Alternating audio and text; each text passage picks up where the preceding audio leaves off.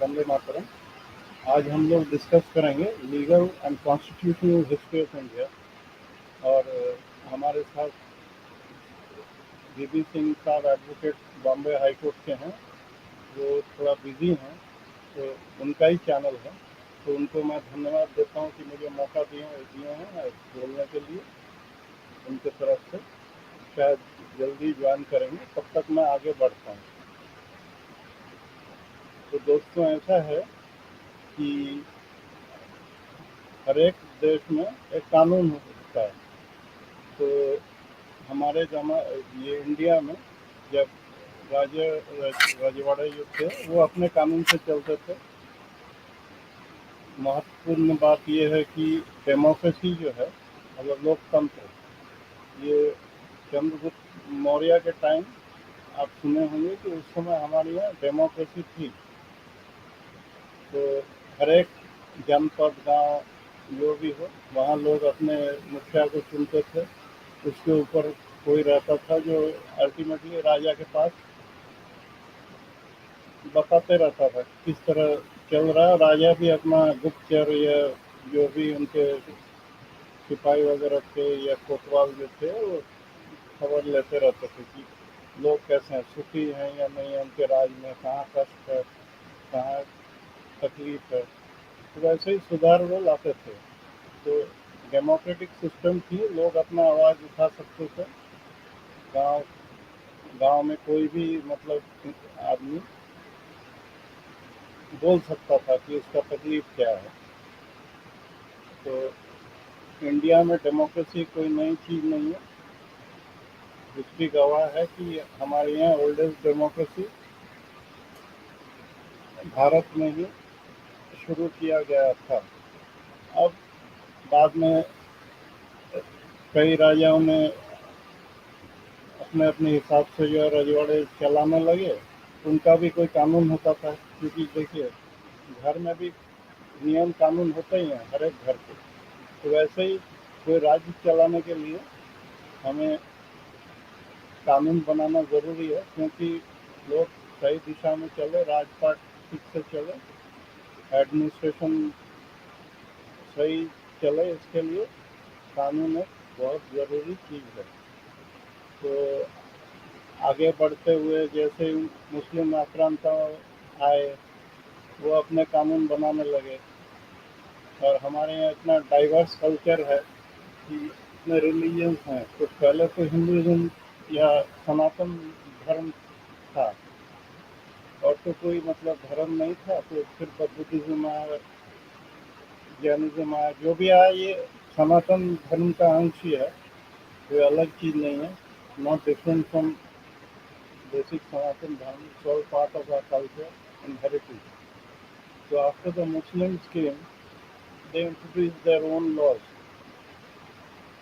Some of them were very cruel, काफ़ी मतलब हिंदुओं पर जुल्म किए हैं बहुत तरह से अपने अपने कानून के हिसाब से, क्योंकि उनका तो वही शरिया कानून है, या उनके किताब में जो लिखा हुआ है उसी हिसाब से चाहते थे कि या तो लोग कन्वर्ट हो जाएं, और नहीं तो उनके अंडर में रहकर सबमिट करें, जिजिया में झुक कर रहे हैं।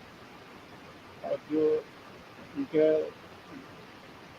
राज दरबार में नौकरी भी करते थे, जितने सुल्तान आए, मुगल आए, जैसे दिल्ली में स्लेव सुल्तान रूल्ड इन दिल्ली। तो यही है कि हर एक सल्तनत या अपना सियासत अपने हिसाब से कानून बनाने लगा जब तक मुस्लिम थे। तो उसके बाद औरंगजेब जब थे, तो वो एक बहुत मतलब क्या बोलूँगा, बहुत ही सख्त कानून लाए, क्योंकि अकबर थे वो लिबरल थे। उसके बाद जहांगीर शाहजहां भी कानून लाए थे, लेकिन उतना मतलब सख्त नहीं था। तो औरंगजेब आने के बाद लोग कट्टर बन गए, क्योंकि वो खुद कट्टर थे, उनको वली कहा जाता है। तो फतवा आलमगीरी नाम नामक एक पुस्तक निकलवा है, ठीक है। तो उसमें शरिया का सब रूल जो है अनिवार्य हो गया कि प्रजा उसको आंख बंद करके फॉलो करें, और जो नहीं करता था उसका तो दुर्गति होता ही था। बहुत ही भयानक परिस्थिति में लोगों को जीना पड़ा उस समय। करते करते औरंगजेब के बाद और जो बादशाह आने लगे वो अपने हिसाब से चला ही रहे थे। तब तक देखिए इम्पोर्टेंट एक बहुत इम्पोर्टेंट एक जगह है मतलब हमारे हिस्ट्री का। अंग्रेज जब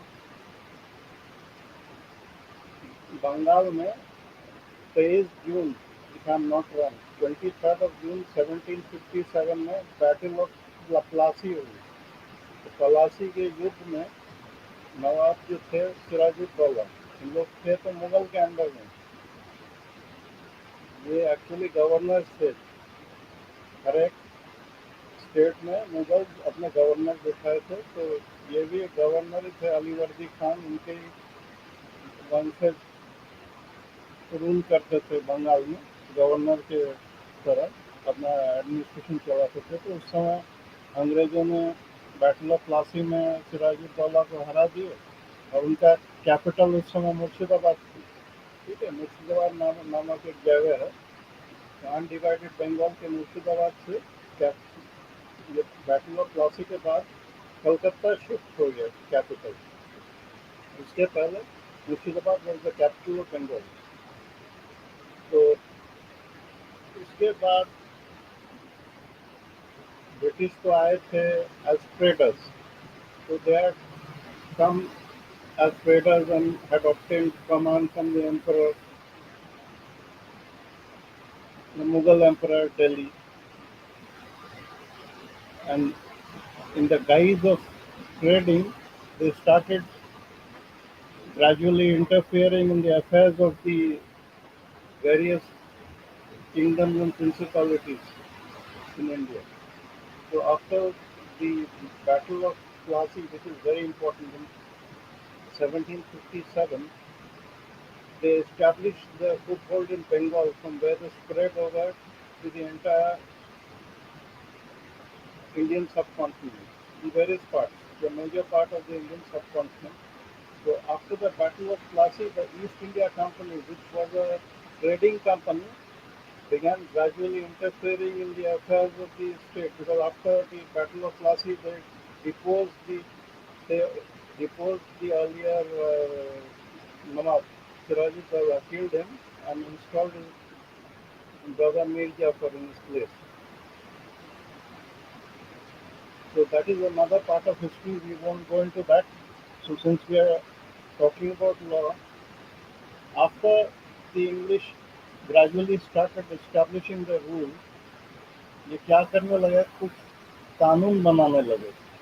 जैसे एक ये देखिए, ये कानून भी बना रहे थे उन लोग एक्सपेरिमेंटल बेसिस पे बना रहे थे, क्योंकि एक तो नए आए थे ईस्ट इंडिया कंपनी, उनको उतना भारत के बारे में उतना पूरा पता नहीं था। जहाँ जहाँ वो थे ट्रेडिंग करते थे, तो एडमिनिस्ट्रेशन के बारे में उतना पता नहीं था। तो लोकल लोगों के सहायता लेकर वो समझे पहले कि इंडियंस कैसे हैं, उनकी भाषा कैसी है, कहाँ कहाँ किस तरह के लोग रहते हैं, उनका रहन सहन कैसा है, बोल चाल कैसा है। तो वो भी धीरे धीरे समझते हो, क्योंकि चालाक तो थे ही। तो पहले एक्सपेरिमेंटल बेसिस पे रेगुलेटिंग एक्ट ऑफ 1773 उन्होंने इंट्रोड्यूस किया। तो ये regulating act of 1773 East India Company के एडमिनिस्ट्रेशन के अंडर ही मतलब इंट्रोड्यूस किया गया था। Then came the Pitt's India act of 1784, followed by various charter acts. Now, charter is a royal charter which used to be issued by the Queen of England at that time, or the sovereign power in England, which was the king or queen, the royal family. So there were four charter acts. One was of 1793, other of 1813, then another in 1833 and 1853. All of these were experimental. Now, by these experimental acts, they chose to streamline the Indian administration in their own way.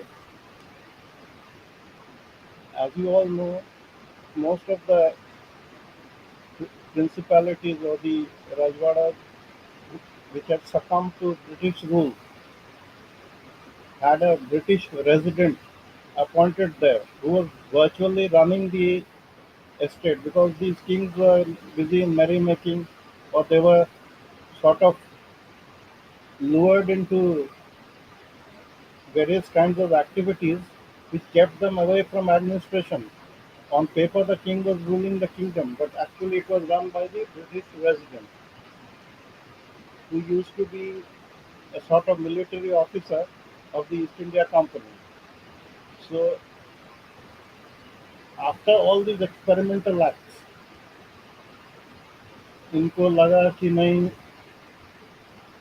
कुछ और करना चाहिए लेकिन it was a bit late because by that time लोगों को लगा कि the British are very oppressive तो 1857 के रिवोल्ट के बारे में आप जानते ही हैं इसके बारे में ज़्यादा मैं विस्तार में बोलना नहीं चाहूँगा क्योंकि आप लोगों को पता ही है तो उसमें उनको बड़ा झटका लगा ईस्ट इंडिया कंपनी को क्योंकि बहुत यूरोपियंस मारे गए लोग दिल्ली तक पहुंच गए कानपुर में रिवोल्ट हुई बैरकपुर से ये शुरू हुई मंगल पांडे के अंडर में और जगह जो है फैलने लगा फैलते फैलते जब दिल्ली तक पहुंचा तो ये अंग्रेज जो है देखे कि भाई ऐसा यदि देश के लोग एकजुट हो जाएं तो हम लोग संभाल नहीं पाएंगे और सत्ता हाथ से जा रही है तो what they did was they tried their level best to quell the mutiny. They used to tie people in because a lot of Europeans were killed at that time. In various places, starting from Bengal to entire north of India and central India, many places. So the revolt was very difficult to quell, but they managed to do it somehow by killing a lot of people, by tying them to cannons, hanging people on trees all along UP, Haryana, Rajasthan, to set an example and show the people that if you revolt, these would be, this would be the consequence, so to speak. So the British Crown in the meantime came to realize that the East India Company is not competent enough to govern India because basically the East India Company was a trading company. They had a free hand. They had a governor general, but it was observed by the British Crown that this company was unable to handle in India because they had now realized that it was possible to rule India, rule entire India, because a foothold had already been established in all these places. Because the company had established their presence in all the local kingdoms in various places across India, and they were ruling de facto through the British residents when the Governor General was there to oversee everything. Wherever there were small rebellions, those used to be quelled by the East India Company's army. So what the British Crown did was they established a rule that we will abolish the East India, we will withdraw the East India Company and instead take over rule directly. So this is very important. After the 1857 revolt in 1858, the British Crown passed the Government of India Act. Now, what is the act? So, in the wake of the revolt of 1857, the East India Company was abolished and the powers were transferred to the British Crown directly. All territories, revenue, collection, administration was taken over.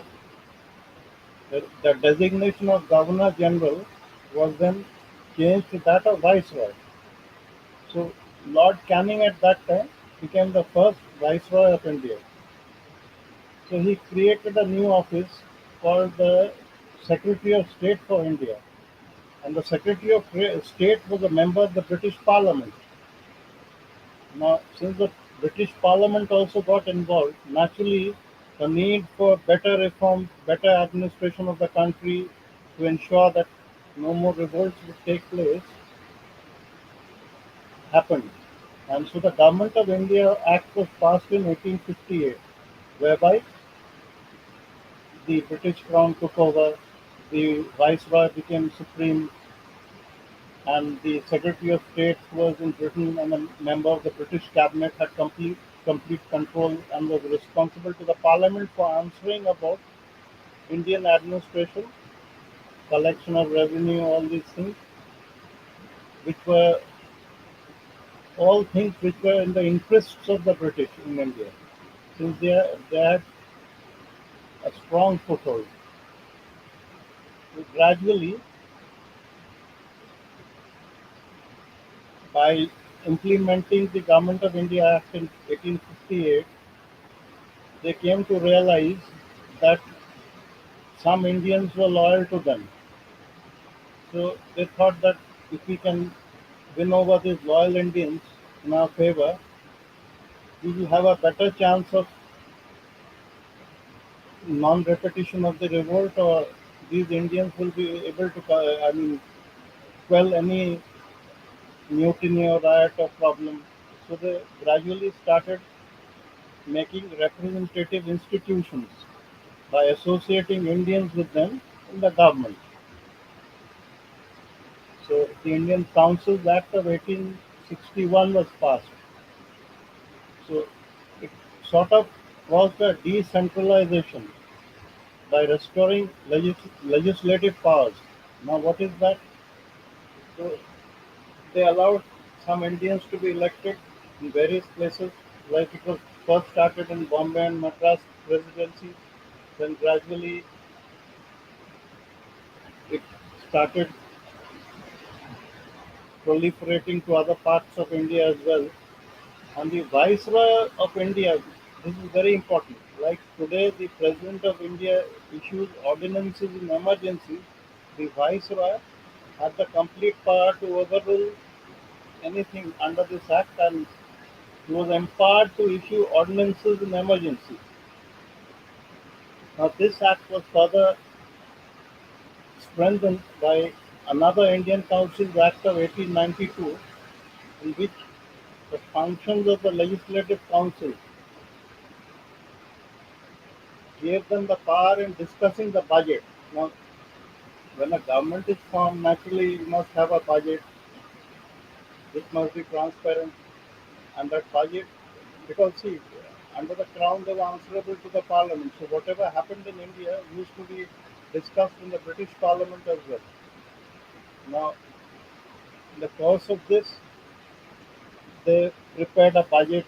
They started making some reforms so that the Indians be would be placated, sort of. The problems would be taken care of well. Then there was a Secretary of State called Lord Morley. Now, Lord Morley was the Secretary of State for India, as I already said earlier. There was a Secretary of State in the British Parliament who was responsible for Indian affairs. So the first person was Lord Morley, and at that time, at that particular time, Lord Minto was the Viceroy of India. So they introduced a system of communal representation. Now here they tried to divide the Hindus and Muslims into two separate, uh, distinct groups. This was in their interest because the more you divide people on communal lines, the easier it's for them to control the populace. So they introduced a communal system of representation whereby Muslims were given powers to have the separate electorate. The separate electorate, earlier it was only Indians without any discrimination on the basis of religion. Now they deliberately shifted to this dual policy of having Hindus and Muslims as separate electorates so that both of them would stay separate and never unite. Now, this act actually legalized communalism. Today, you see communalism in India, it actually legalized communalism more, all the more. Now, the person who is responsible for this is Lord Minto. We will hold Lord Minto responsible for planting the communalism was there earlier, but it was not that ferocious. In the time of Aurangzeb, it had reached a great height when he introduced the law written the Fatwa e Alamgir. So there the Hindus used to be humiliated. There were various kinds of laws where the Hindus were required to pay jizya, bow down, not wear any, I mean, proper kind of clothes, better than those which the Muslims used to wear because they were treated as second-class citizens at that time. Now, after the legalization of communalism by Lord Minto, the seeds of communalism which were planted by Aurangzeb earlier, over the years that had become a little bit obliterated, but afterwards it again assumed a rather great, colossal form and got entrenched among the people with renewed vigor, especially amongst the Muslims. So there was a separate Muslim electorate. So it provided for the first time the association of Muslims. Of course, Hindus were also there, but it also provided for the first time the association of Muslims with the executive councils of the viceroys and the governors. Now, later on, there was a Secretary of State called Montagu, and at that time, Lord Chelmsford was the Viceroy of India. So, this gentleman, Lord Chelmsford, was of the opinion that gradually we must make a responsible government of India by creating a central power like a nucleus in the middle and provinces, separate provinces for better ruling. So there were center and provincial states. So these provincial states were further divided into two parts, transferred and reserved. Now this was called a diarchy because it was a dual scheme of governance.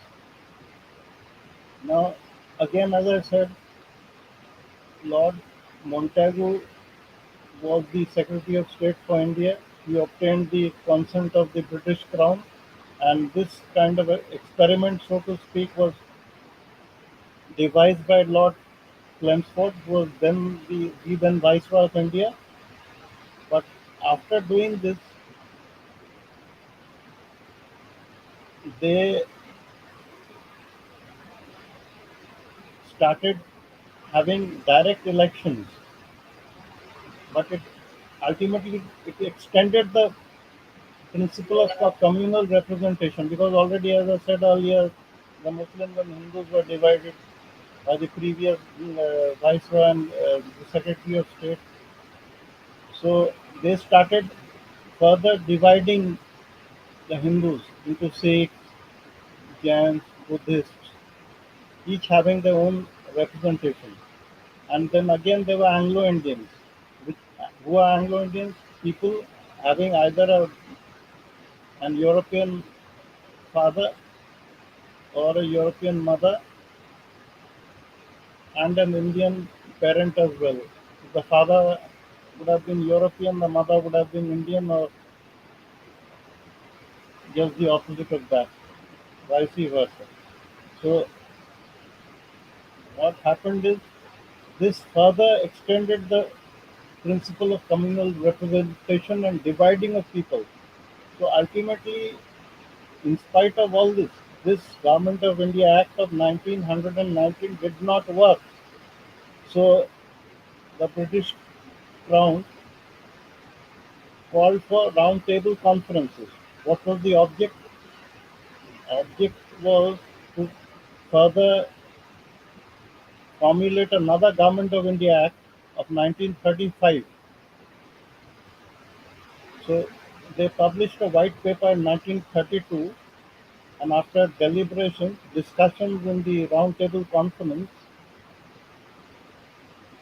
they formulated this Act of 1935. So it made provisions for an all India federation consisting of provinces and princely states as units. But there was a division. The Act divided the powers between the centre and the units in three lists: federal, provincial, and concurrent.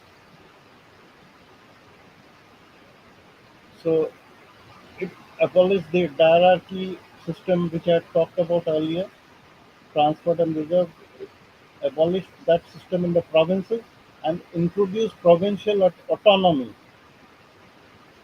and it introduced responsible governments in provinces. But in the center had full control. At that time, Calcutta was the capital. Now, Calcutta was the center of the entire British government in India. They gave powers to the provinces and princely states as separate units, but they divided powers between the center and the units in three lists: federal, provincial, and concurrent. Again, however, they extended the principle of communal representation. Why? Because they wanted to keep the people divided by providing separate electorates. Now they again started subdividing the Hindus into depressed classes, women, and laborers. Now here a lot of controversy arises that the present government in India is responsible for, I mean, having quotas for depressed classes. But no, it all started with the British. They further subdivided the Hindus. Instead of following the Varna system, they identified people as that of a particular class,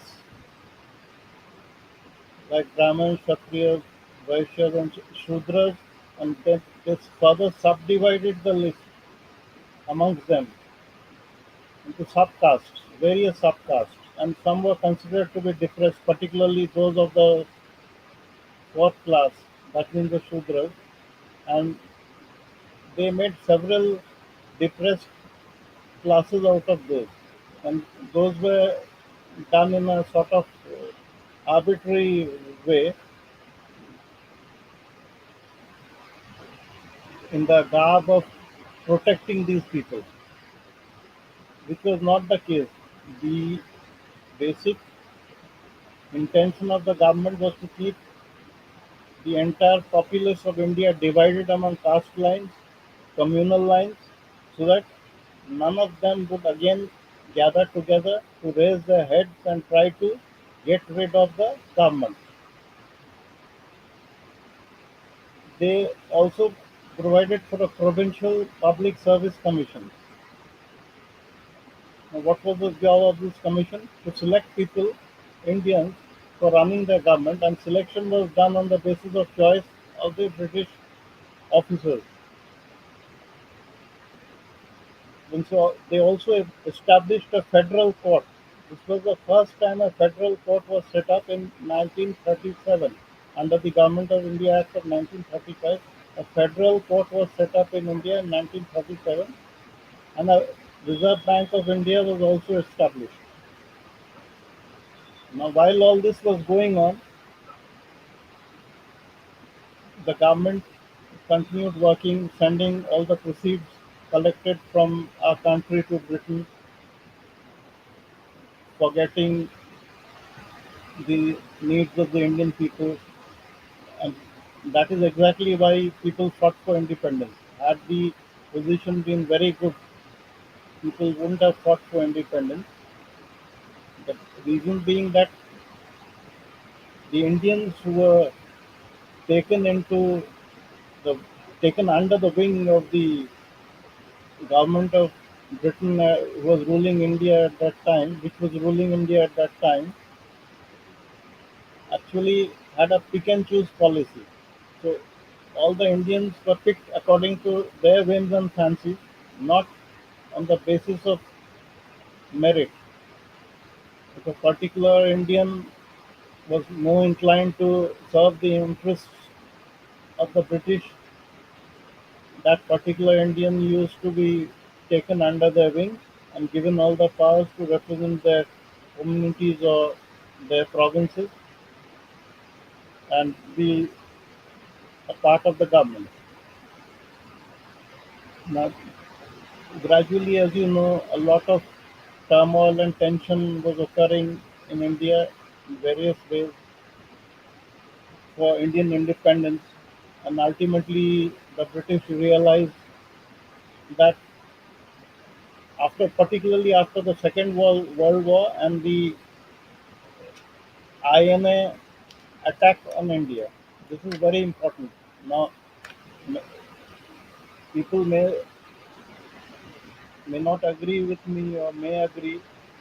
See, the Congress alone was not responsible for India's independence. By the Satyagraha mission, Quit India movement, and all that, the Congress alone was not responsible when there was a large scale mutiny in various places, particularly among soldiers and in the Navy and the Indian National Army under Subhash Chandra Bose attacked India, and the British, in spite of their might, had to suffer losses in the beginning. They realized that it was difficult now to continue, so they adopted the Mountbatten Plan. And what was this plan? Lord Mountbatten, being the viceroy at that time, developed a plan on 3rd of June 1947, and its provisions were to end British rule in India and declare India as an independent sovereign state from 15th of August 1947. Now, this was based on the two nation theory, as I already said earlier. The Muslims and the Hindus were at loggerheads as they had been divided separately. The Muslims wanted a separate state of their own named Pakistan. Now, keeping all this in mind, the Indian Independence Act of 1947 was formulated on the 3rd of June.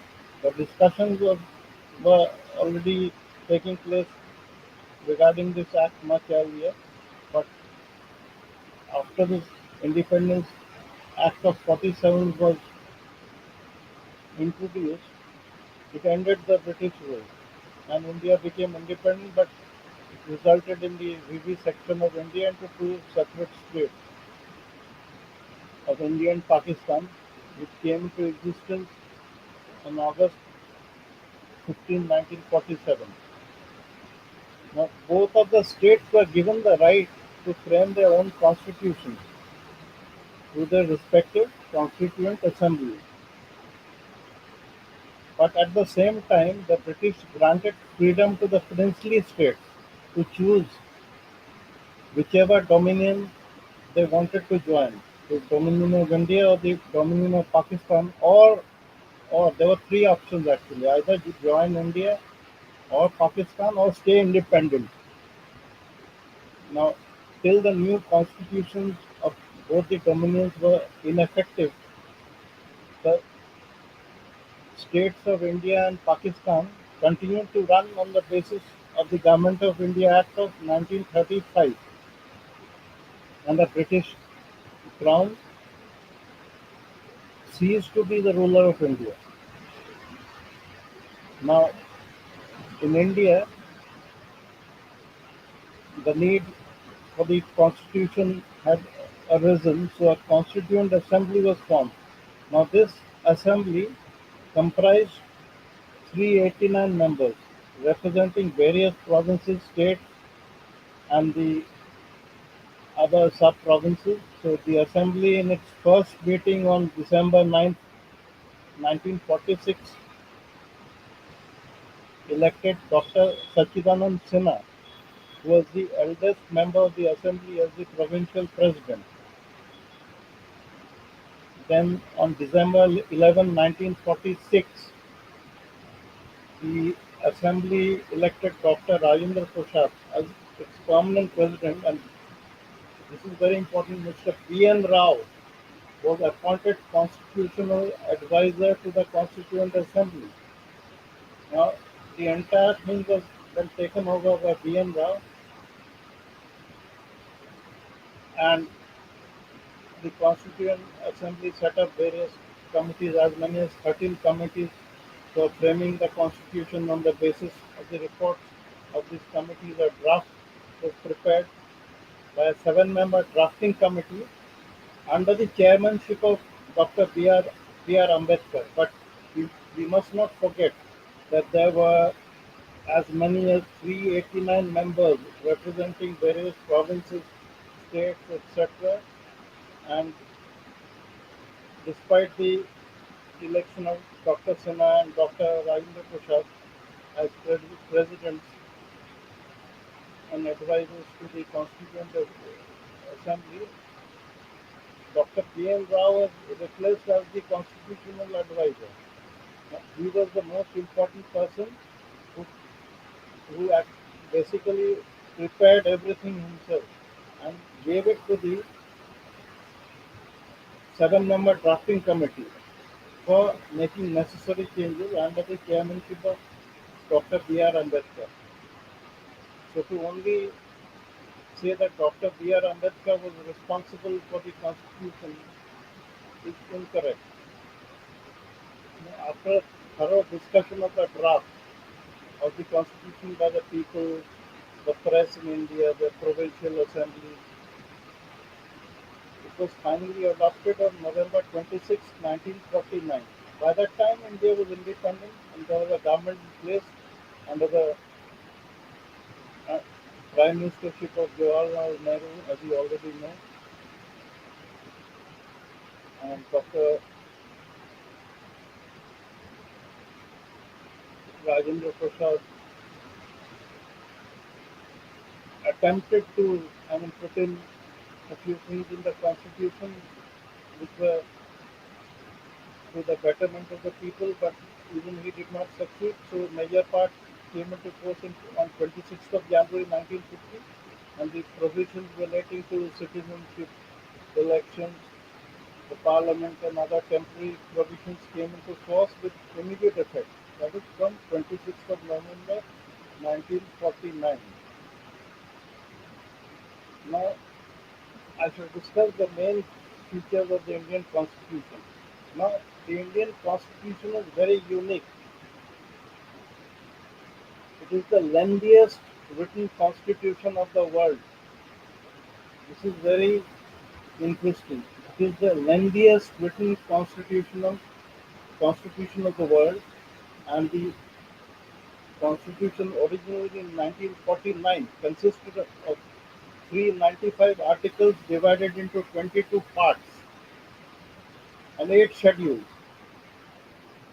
But presently it has about 450 odd articles in 24 parts and 12 schedules. Now, this constitution is unique in another sense. It is both rigid and flexible. Now, some provisions of the constitution can be amended by the parliament by a simple majority, while the others require a two-third majority of the members of the parliament as well as majority of the state legislatures. So, with the introduction of the Indian Constitution, the parliament form of government came into place. Now, the Constitution itself provides for this parliamentary system of governance, but the real executive power lies with the Council of Ministers, and the President of India is only a nominal ruler. Now, this Indian constitution provided for a strong center with a federation of states. The term federation, however, is not used anywhere in the constitution, but the term union of states is used instead. It implies that India is a federation of states and is not the result of any agreement among units in the country, and none can separate themselves from the Indian Union. So it's a collection of states where there is a strong center, but the states can't get out of the center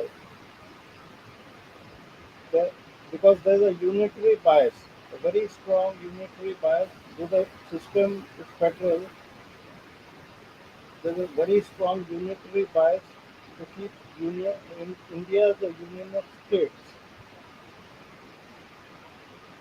Then in this federal structure, there's a provision that during emergencies, where there may be difficulty for the state to run in case of a war or a particular civil commotion or unrest where the state cannot function properly, emergency powers can be introduced. So the normal distribution of powers between the center and the state then undergoes a vital change during emergencies. So we'll discuss the emergency part later. Now, another part of the Constitution is the Constitution provided for a Supreme Court. Though the British had their Privy Council and Supreme Court and High Court earlier, but our Constitution provided for the Supreme Court as the highest court of appeal and the guarantor of fundamental rights of the citizens and the guardian of the Constitution. And it also has the powers, the Constitution also gave the powers to this integrated and independent judiciary, with the Supreme Court at the top, to limit the powers of the state and the center. So the Supreme Court also provided for parliamentary sovereignty. So on one hand, the Supreme Court can declare parliamentary laws passed by the Parliament of India as unconstitutional through the power of judicial review. But the Parliament, on the other hand, can also amend major portions of the Constitution through its constituent power. So the Supreme Court is the watchdog.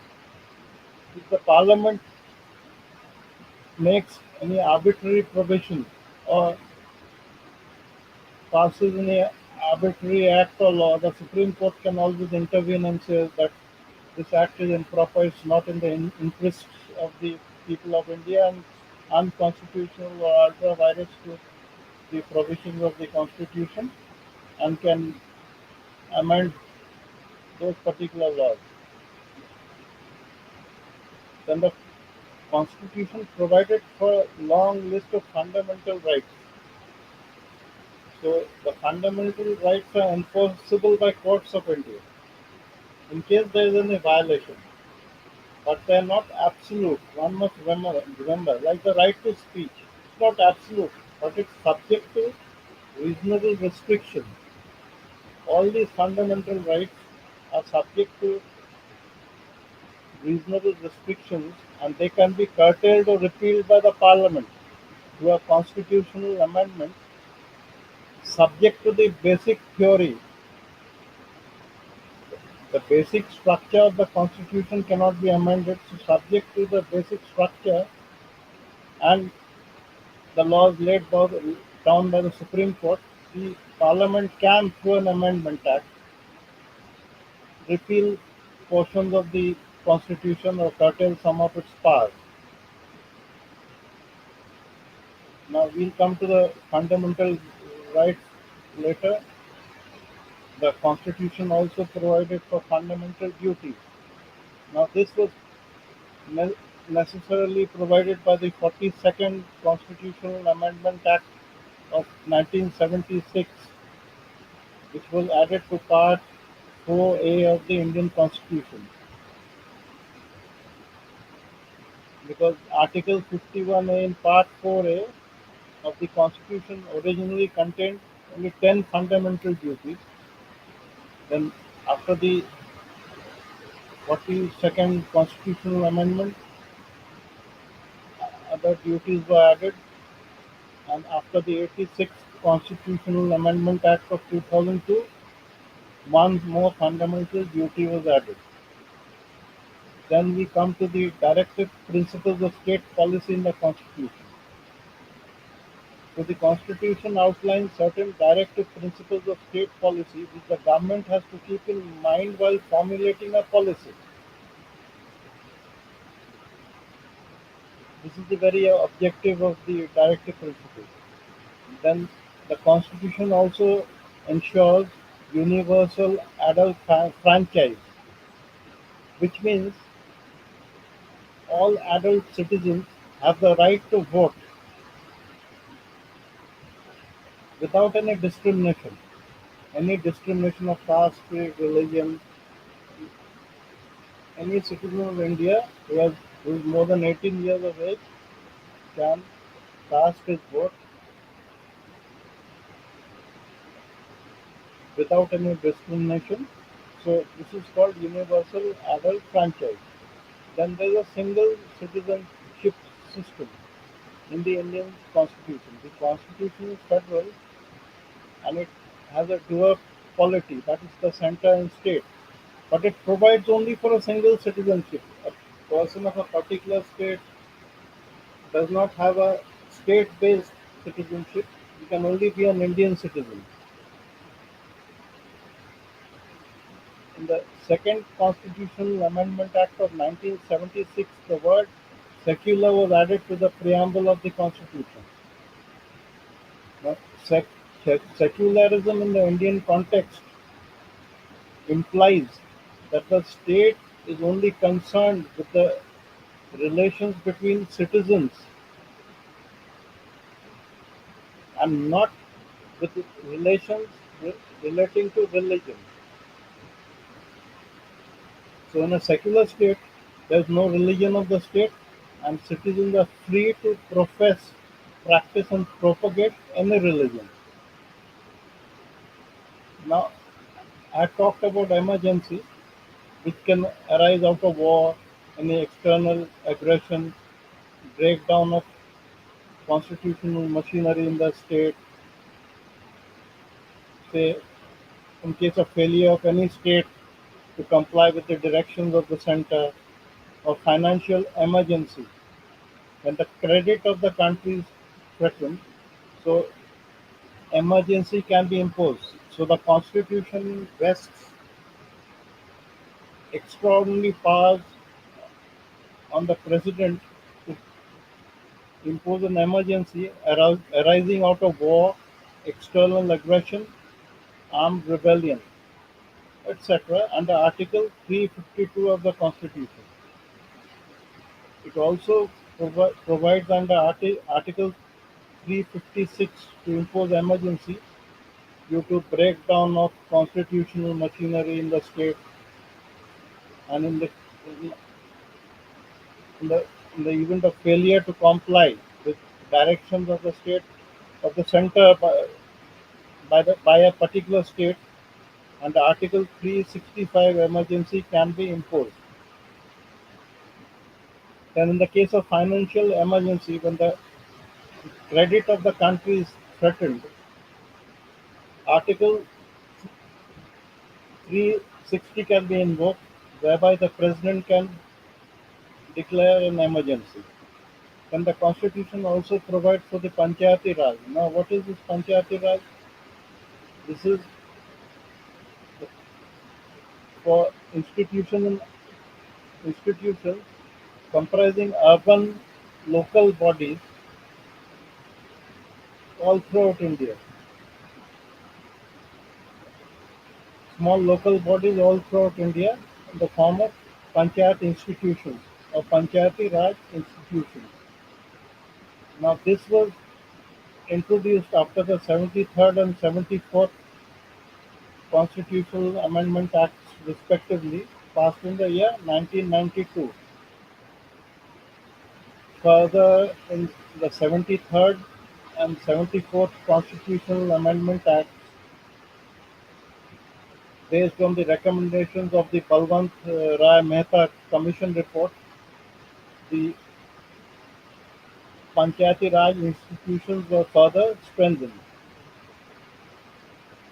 Now, it is important to note that the Indian Constitution provides for the legislative, executive, and judicial organs of the government, but it also establishes certain independent bodies like the Election Commission, which oversees elections and is a constitutional authority by itself, the Comptroller and Auditor General of India is responsible for looking into the finance-related matters of India, and the Union Public Service Commission for appointment in various positions in the government through examination, interviews, and other things.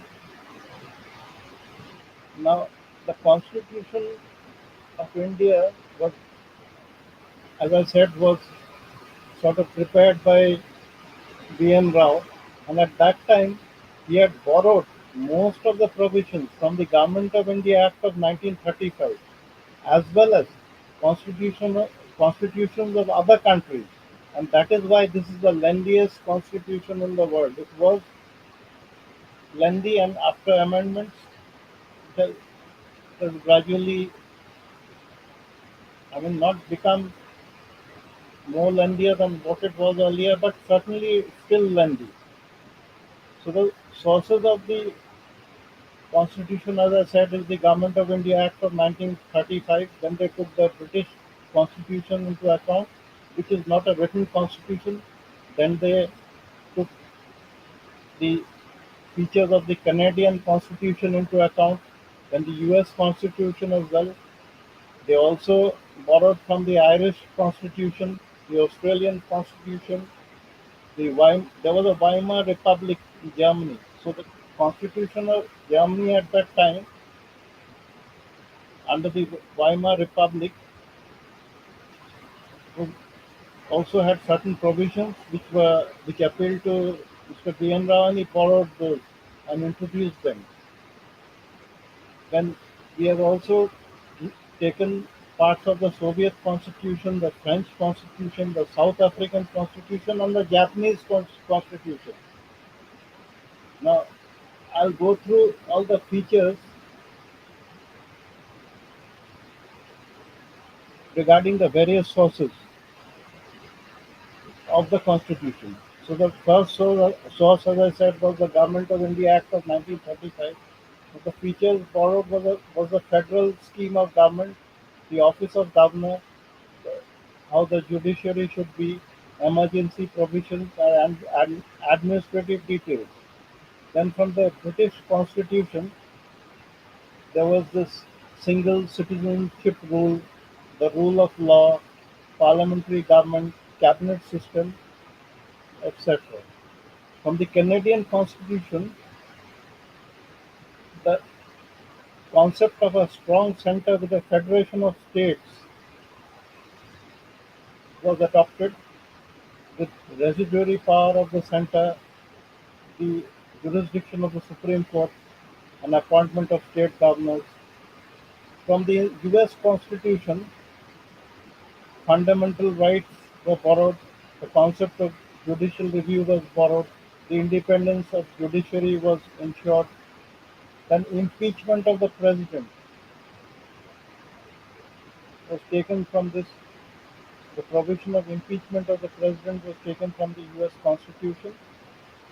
The post of vice president removal of, including the post of vice president removal of Supreme Court and High Court judges by impeachment, was taken from the US Constitution.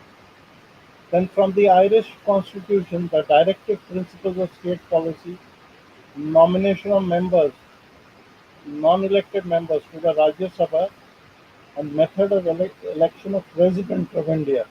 This was taken from the Irish Constitution, from the Constitution of Germany, the Weimar Constitution. The emergency provisions were taken. Then the fundamental duties which we see today were taken from the Soviet Constitution, and from the French Constitution. The ideals of liberty, equality, and fraternity were introduced in the preamble to the Constitution.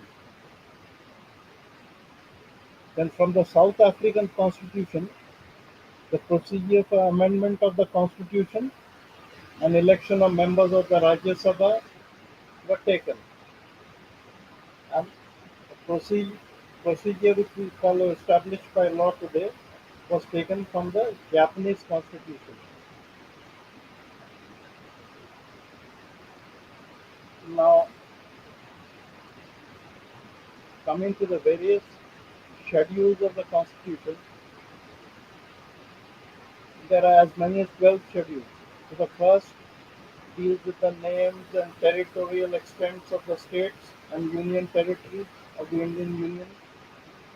The second schedule provides for emoluments, which means salaries, allowances, privileges of the President of India, the governors, the speakers, the deputy speakers, the Lok Sabha, and the state legislative assembly chairman, deputy chairman of the Rajya Sabha and state legislative councils, judges of the Supreme Court and the state high courts, and of the Comptroller and Auditor General of India.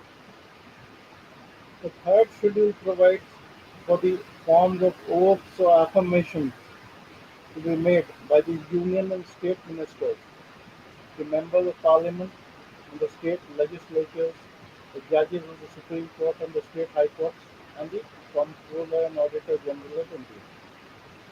The fourth schedule provides for the numbers of seats that are to be allocated to various states and union territories in the Rajya Sabha. The fifth deals with the administration and control of scheduled castes and tribes. The sixth deals with the administration of tribal areas in the states of the northeast, particularly Assam, Meghalaya, Tripura, and Mizoram. The seventh has three lists with subjects upon which the union government, which is the government at the center, and the state legislature can make laws. And in the eighth schedule, all the languages recognized by the Constitution were added by the Amendment Act of 2003.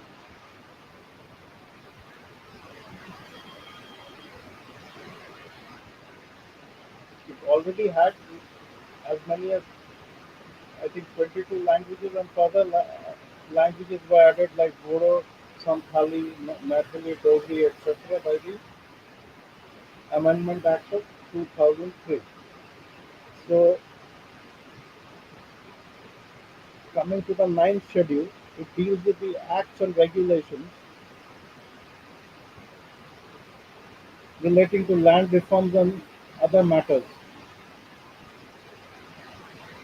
The tenth deals with disqualification of members of the parliament and state legislatures. Further additions were made by the 52nd Amendment Act of 1985.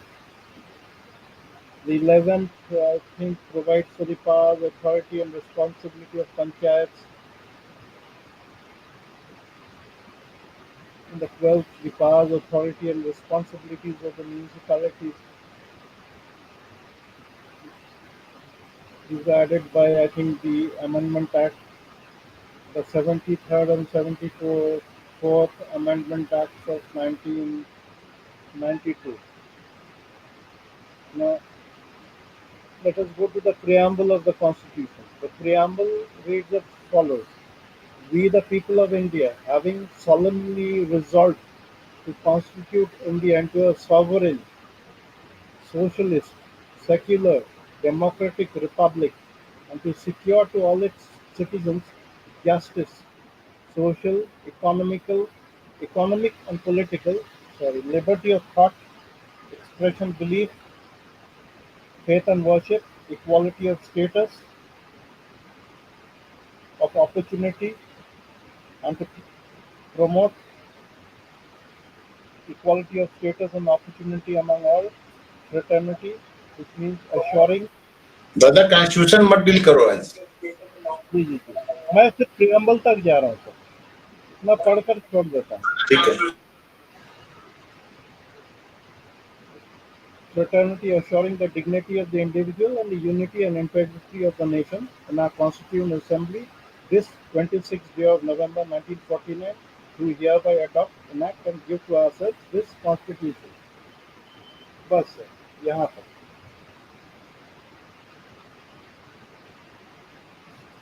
Sir आप आ गए, अच्छा हुआ sir, thank you very much. I know you are very busy. नहीं आ नहीं गया, मैं वाइंड अप करो, खत्म हो गया, 1 घंटा हो गया। अब परसों का कॉन्स्टिट्यूशन के बारे में पूरा करेंगे। जी जी, तो सर आप वाइंड अप करेंगे? नहीं आप करो, मैं बिजी हूँ। तो ठीक है, जब आरती साहब आके जब आरती करेंगे मैं उनको लेता हूँ।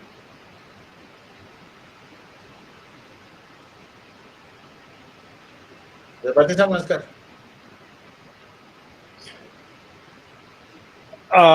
एम दादा, मुझे एक कमेंट देना है यहाँ पर। बिल्कुल बिल्कुल। तो हमने साउथ अफ्रीका, दादा प्रणाम जी। प्रणाम प्रणाम जी। बीबी दादा, एम दादा प्रणाम। सबको प्रणाम सर, बताएं सर। तो साउथ अफ्रीका से भी हमने कुछ लिया। देखिए विडंबना जी हमारी, नहीं, जब मेरा इसीलिए 1981 में पहला पासपोर्ट बना, तो उसके आखिरी या उससे आखिरी से पहले पेज पे लिखा था, all countries except the republic of south Africa because of their apartheid policy. Correct correct. हमारी देखो ये कितने हम दोगले हैं, ये हमारे जो फोर फादर्स, कि आप उन लोगों से ले रहे हो कुछ जो कालों को, जिन्होंने ऑफिशियली उनकी वो थी। सर मैं आपको बताऊं सर, आज जो चीज मैं पढ़कर सुना है ना, most of the law students also don't know this thing. मतलब I mean learned people will be knowing, those who are having long years of practice, but normally कोई मतलब ध्यान ही नहीं देता इस तरफ कि क्या क्या लेकर हम लोग क्या बनाए, पूरा खिचड़ी बना दी एकदम। और it is the lengthiest constitution in the world, what benefit does it give? You're absolutely correct. When choosing certain things, we have taken things from here and there. One of the most misunderstood constitution. And B.N. Rao was chiefly responsible for this. He did not allow anybody to interfere or make changes. He was having backing of Nehru, na? एक तो government of act, India act पूरा डाल दिया, उसके ऊपर जो है और कारीगरी करने लगे, इसको डाले उसको डाले, पूरा खिचड़ी बन गया था। आज जो प्रॉब्लम जो है, हम दूसरे को दोष देते हैं, लेकिन जो ड्राफ्टिंग कमेटी था, मैं उनका सुना कोई नेहरू का और नेहरू की इलीगल वाइफ का जिसको अगर बड़ा दस्त होगा तो फिर क्या कॉन्स्टिट्यूशन कैसा बनने वाला है? तो सर मैं क्षमा चाहता हूँ, मैं शुरू में हिंदी में बोल रहा था, लेकिन बाद में थोड़ा सा मतलब मेरी हिंदी उतनी अच्छी नहीं है, तो मैं दर्शकों से भी क्षमा चाहता हूँ, but I try my level best. फिर मुझे अंग्रेजी में शिफ्ट करना पड़ा, क्योंकि ये मैं सोचा कि ये सब बताना जरूरी है। मैंने कल भी बोला था दादा, we are catering to the entire nation, we are not catering to the UP and Bihar people. We have to speak both way, English में, अंग्रेजी में, जहाँ पर मर्जी आएगी तो हम पंजाबी में बोलेंगे और बंगाली में भी बोलेंगे। जी, तो ये सब जो डाला गया है, मतलब इतना चीज घुसा गया, ये मैं लिस्ट बना था कहाँ कहाँ से लिया गया, और was it worthwhile? जैसे जय भारती साहब बोला, in the end of the day, is it worthwhile or was it worthwhile at that time also? All of us don't think so. Given the present situation and even in the past, was it worthwhile? अंग्रेजों को तो हम भगाए, लेकिन हम अपने लिए क्या किए? What did we prepare in the end?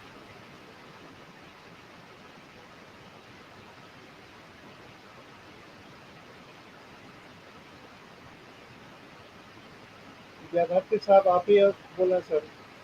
नहीं I'd दादा, like to have the closing comment I from you, sir. yeah, okay, I'd so like. my closing, okay, so मैं इंग्लिश हिंदी दोनों में बोलता हूँ. जी जी जी. पहले मैं अपनी मातृभाषा में बोलूंगा कि दादा आपको बहुत बहुत धन्यवाद जो आपने आज खुलासा किया. एज मैं भी हूं तो ओसीआई होल्डर, मैं भी ओवरसीज सिटीजन ऑफ इंडिया का इंडियन हूं. हमारा जो कॉन्स्टिट्यूशन है हमको पता ही नहीं. आम आदमी ना उसकी परवाह करता है, ना उसको कुछ पता है, ना वो जानना चाहता है. लेकिन थोड़ा बहुत जो आज मुझे पता लगा, मतलब यू फील डिसगस्टेड कि हम इतने गए गुजरे हैं कि हम अपने लिए अपना कॉन्स्टिट्यूशन ही बना सकते थे. सो ये कहूंगा कि ये स्ट्रीम मेरे हिसाब से बहुत अच्छी थी. लोगों को सुनना चाहिए और देखना चाहिए कि हमारा कॉन्स्टिट्यूशन कहाँ कहाँ से ये कॉपी पेस्ट है. इंग्लिश में for English user, Dada, VB Dada, AM Dada, really appreciated your effort. You have Thank you very much. explained the history of the Constitution of India, where we have a borrowed, stole, whatever you call it. And some of the things, it doesn't make a sense that despite a long cultural and historical background of our country, we were not capable of crafting our own constitution that is beneficial, that represent India or Bharat. This constitution represent India. This constitution does not represent Bharat. That is my closing remarks, Dada. Thanks again. Thank you, sir. Thank you to all the viewers for your patience, for listening to me and bearing with me. मैं जहाँ तक possible था मैं हिंदी में बोला. मैं आप सबको धन्यवाद करता हूँ, खास करके बीबी दादा को जो मुझे प्लेटफॉर्म दिए बोलने के लिए. और मैं बेचैन था इस टॉपिक पे बोलने के लिए. पता नहीं कॉल इट टेलीपैथी और वॉट एवर, मेरे पास थोड़ा सा मटेरियल था. तो वही बीबी दादा का जब मैं देखा शीर्षक तो एग्जैक्टली यही चीज़ था. मैं उतना बढ़िया से बोल नहीं पाया उनके तरह. मैं बीबी दादा तो बोलने में बहुत माहिर है, उनका बोलने का तरीका भी बहुत अच्छा है. ये भी मैं senior, but at the same time, at least I got the opportunity to say a few words and express my views freely. So, to that, I would like to thank Vivi sir very much from the core of my heart for giving me this opportunity, and we keep on discussing on various aspects of the Constitution and other laws together.